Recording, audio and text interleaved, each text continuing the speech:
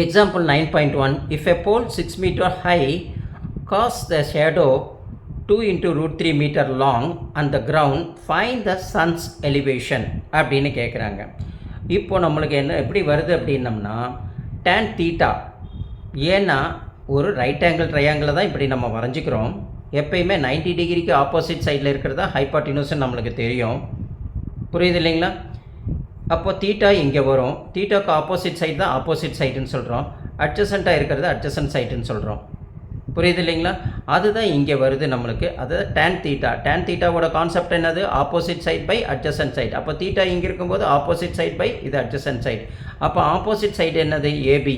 அதுதான் AB. Adjacent side என்னது? BC இல்லைங்களா? ஆப்போசிட் சைடு எவ்வளோன்னு சொல்லியிருக்காங்க? 6 மீட்டர் அப்படின்னு சொல்லியிருக்காங்க. பிசி வந்து எவ்வளோன்னு சொல்லியிருக்காங்க? 2√3 அப்படின்னு சொல்லியிருக்காங்க. இந்த 2வும் √3 கேன்சல் பண்ணோம்னா 3/√3 அப்படின்னு நம்மளுக்கு வரும்.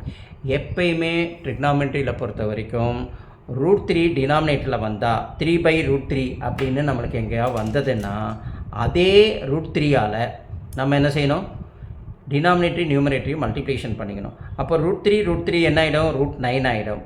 இங்கே 3 இன்ட்டு என்னது? √3ன்னு கிடைக்கும். அப்போ √3க்கு என்ன கிடைக்கும்? நம்மளுக்கு 3 கிடைக்கும். இங்கே மேலே 3 இன்ட்டு √3. அப்போ இந்த 3 கேன்சல் பண்ணால் மீதி என்ன இருக்கும்? √3ன்னு கிடைக்கிறோம். அப்போது tan தீட்டா ஈக்குவல் டு √3, அதாவது 60 டிகிரி அப்படின்ட்டு நம்ம புரிஞ்சுக்கிறோம். புரியுது இல்லைங்களா? இப்படி அழகாக புரிதலை கொண்டு வந்துட்டு சம்மை போட்டு பாருங்கள். உங்களுக்கு ஈஸியாக அழகாக புரிய ஆரம்பிக்கும்.